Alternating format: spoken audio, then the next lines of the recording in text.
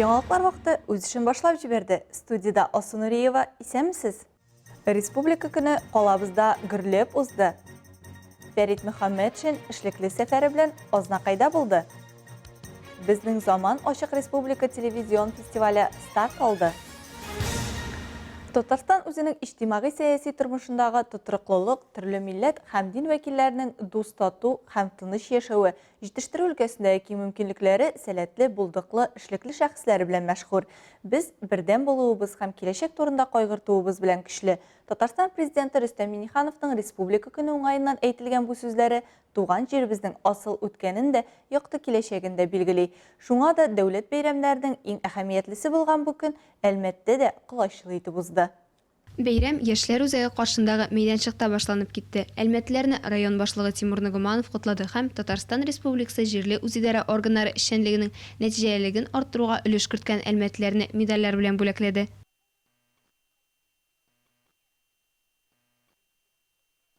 Аннан күңел ачу программасы башланды. Яшьләр үзәге каршында иҗат төркемнәре чыгыш ясады. Җырлары, биюләре белән алар әлмәтләргә күтәренке бәйрәм кайфы бүләк итте.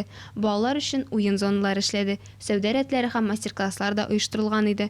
Татар, чуаш, мордва һәм рус милләтләренең төрле өстәлләрдә шәһәр халкы һәм кунаклары өчен зур кызыксыну уятты. Бүген инде безнең зур бәйрәм, Татарстан Республикасының бәйсезлеге көне. Барыгызны да шул хөрмәттән бәйрәм белән котлыйм. Күк йөзләребез аяз булсын, илләребез имин булсын. Бәйрәм уңаеннан 8-нче мил картинг клубы территориясендә шәһәр халкы һәм кунаклары өчен күңел ачу программасы эшләде. Биредә кунакларны солдат буткасы белән сыйладылар, уеннар, күңелле стартлар оештырдылар. Әлбәттә, теләге булган һәркем үзен узышчы ролендә сынап карый алды.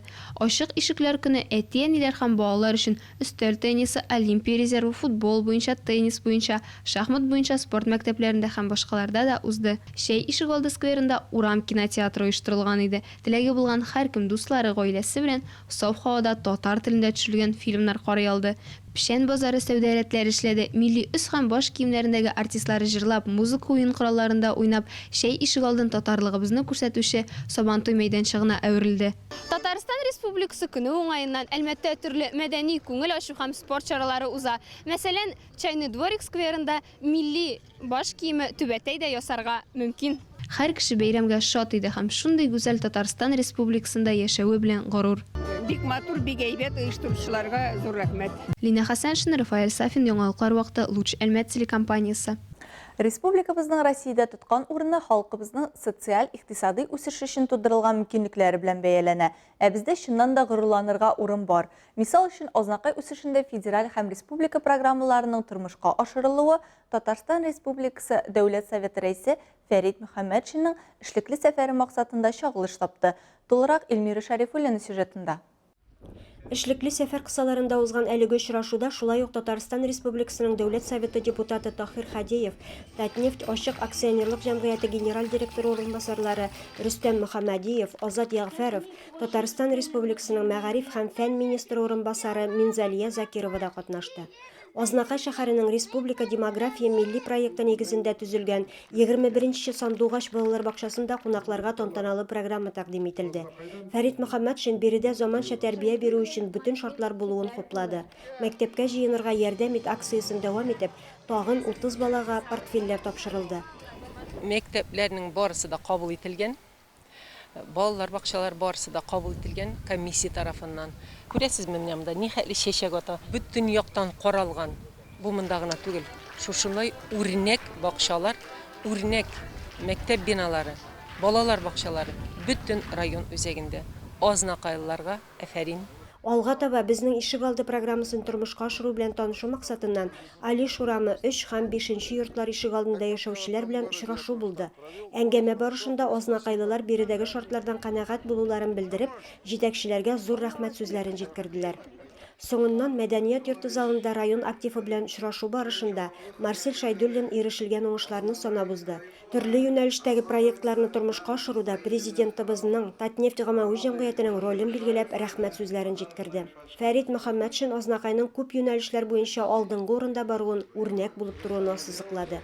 Күргәнемә бик шат, нигә дигәндә яхшы үзгәрешләр, Азнакай матурайып килә, яңа шартлар туа халыкка яшәргә монда.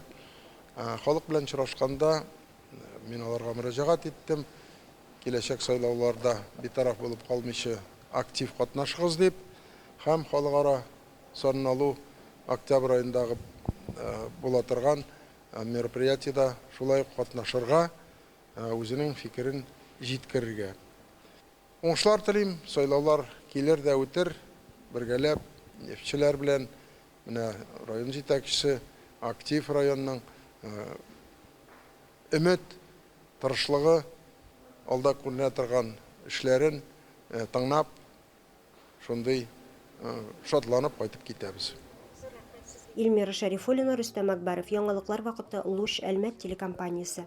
Үзендә көч тыйып яшим, излим дигән кешегә заманны мөмкинлекләр вакыты дип атарга була. Нәкъ шундый исем астында Габдрахман авылы мәдәният йортында яшьләр туры узды.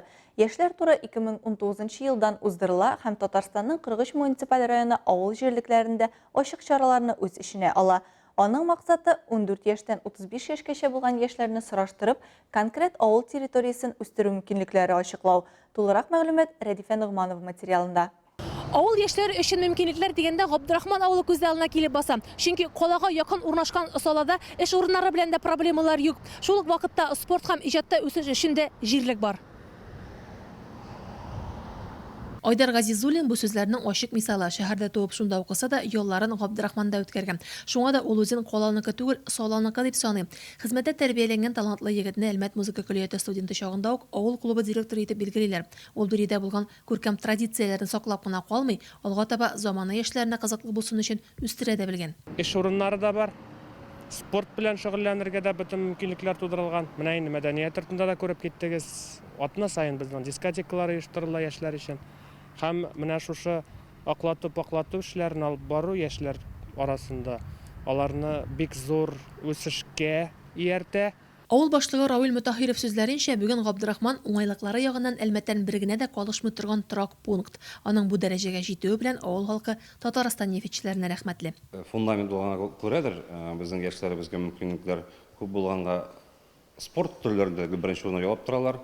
Ул инде мәдәният йортына килсәң, һәрвакыт шушында бийләр, җырлыйлар, бик актив тормыш алып баралар.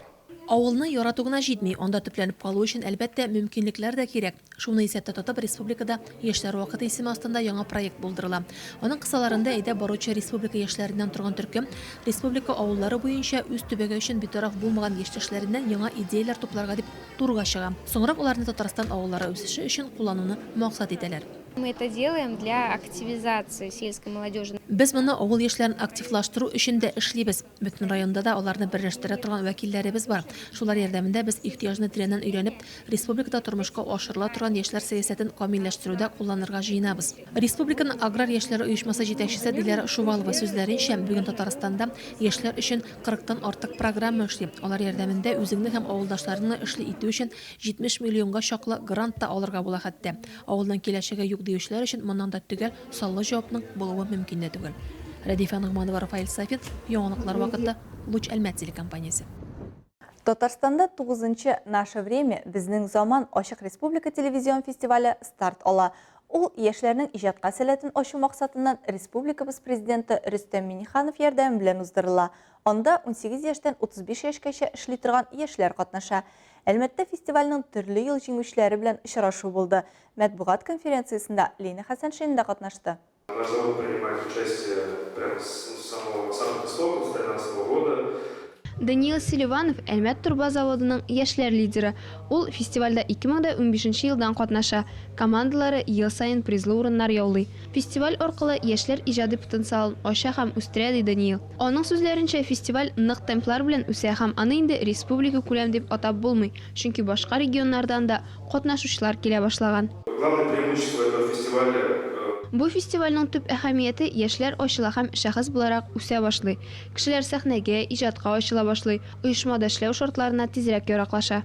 Инженер лицейның креатив үсеш буенча директор урынбасары Максим Апраксин да фестивальне остахана дип атый. Биредә без бер гаилә сыман фестиваль берләштерә, дуслаштыра, кавыштыра. Татнефть компаниясы Яшьләр комитеты председателе Дмитрий Несмин шулай ук фестивальнең җиңүчесе. Аның сүзләренчә, команда белән эшләгәндә яңа һөнәрләргә өйрәнәсең. Син оештыручы да, илһамландыручы да. Эшче яшьләрнең наше время, безнең заман 9-нчы Ачык Республика күләм телевизион фестиваленә гаризалар кабул итеп башланды. Гаризаларны 25 сентябрьгә кадәр җибәрергә мөмкин. Фестивальдә катнашу өчен БЗЗМ.ру сайтына кереп гариза тутырырга кирәк. Анда катнашу бушлай. Фестивальнең зона этабы әлбәттә 8-9 октябрьдә узачак. Зона этапларын уңышлы үткән командалар 12-13 ноябрьдә Идел буе спорт һәм туризм академиясенең концертлар залында узачак. Суперфиналда Казанда очрашачак. 15 ноябрьдә Пирамида гала-концерт узачак. Анда гран-при иясе булган команда игълан ителәчәк. Традицион күчмә Татарстан Республикасы президенты кубка һәм 500 мең күләмендәге акчалата премия тапшырылачак.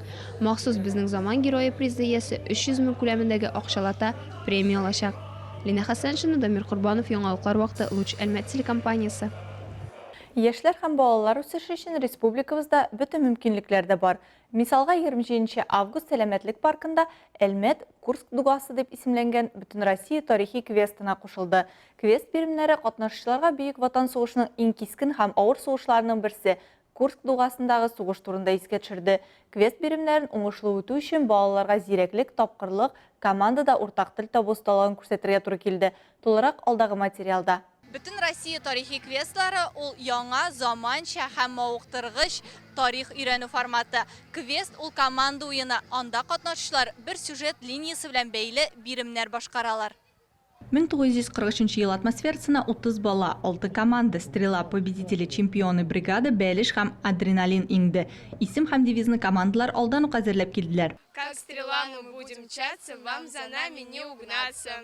Стрела командасы мондый квестта беренче тапкыр катнаша. Алар әзерлек вакытында бик күп яңа мәгълүмат белдек диләр. Мы считаем, что подобные квесты Без мондый квестлар тарихны өйрәнергә ярдәм итә дип саныйбыз. Мәгълүмат бик җиңел истә кала. Курск көрәше 50 көн дәвам итә. Шул сугышта катнашкан 2 миллион кешенең яртысыннан азрагына исән кала. Бу безнең бабаларыбызның җиңүгә омтылышы өчен түләгән бәя. Сражение под Курском, оно показало стойкость нашего солдата, героизм. Хәрби комиссариат бүлеге начальнигының өлкән ярдәмчесе Павел Точин һәм патриотизм үзәге директоры Евгений Еланский шулай ук әлеге сугышның бөтен ил өчен тарихи әһәмиятен билгеләп үттеләр. После Курской битвы немцы уже не могли вести наступательных действий вообще. Укучылар 6 бирем узарга тиеш булдылар. Медицина биремендә схемалар буенча мардадан җипләре чыгып тормаган шар ясау булды. Миналы кырда күпме арадан мина урнаштырылган икән исәп тоттылар. Танк көрәшендә сорауларга дөрес җавап биреп танкларны юк иттеләр. Ату нуктасында снаряд ясап мишенга эләгергә тырыштылар. Радистанның биремендә семафор әлифбасы ярдәмендә сорауны шиштеләр, Морзе әлифбасы һәм фонарь ярдәмендә җавап бирделәр. Каршылыклар паласасында катнашучылар корсакка ятып, арканга тимичә үтәргә тиеш иде. Әлеге квестны җиңү волонтерлары көче белән игелекле Әлмәт балалар һәм яшьләр эшләре идарәсе каршындагы иреклеләр үсеше үзәге оештырды. Оештыручылар сүзләренә караганда, квест яшьләргә Курск сугышының барлык нечкәлекләрен белергә мөмкинлек бирде. Это для того, чтобы наши подростки знали. Яшүсмерләр бу көрәшнең ни икәнен белү безнең максат. Тарихны белеп, искә төшереп дусларына җиткерделәр. Алга таба да шулай искә алулары дәвам итсен иде. Балалар биремнәрне яхшы үттеләр. 3нче урынны 4нче мәктәптән Стрела һәм яшүсмер клубыннан Юнус командасы яулады. 2нче урынга 1нче мәктәптән Чемпионы командасы лаек булды. Җиңүне шул ук уку йортыннан Победители командасы яулады. Алсу Нуриева, Илдар Гимаев, Яңалыклар вакыты, Луч Әлмәт телекомпаниясе. Әлмәт районында белем көненә багышланган тантаналы чаралар урамда узачак. Линейка вакытында социаль дистанцияны саклау, саклык маскаларыннан килү сорала. Әлмәт районы башлыгының Татар информ агентлыгына биргән әңгәмәсеннән күренгәнчә, уку процессында үзгәрешләр көтелми. Әлмәт шәһәрендә урнашкан уку йортларында дистанцион укыту форматы каралмаган. Роспотребнадзор тәкъдимнәре сакланып кала. Шулай ук мәктәпкә аерым керү, балаларны сыйныфтан сыйныфка күчермичә йөртү калачак. Кабинетлардан бары тик укытучылар гына күчә алачак. Химия, физика фәннәренә бу кагылмый. Алар үз махсус кабинетларында үтәчәк. Аларны алыштыру мөмкин түгел. Бу сезгә җиткерәсе соңгы мәгълүматыбыз иде. Мин Алсу Нуриева һәм монтажер Алия Бәйрәмалова сезнең белән сау булашабыз. Киләсе очрашуларга кадәр.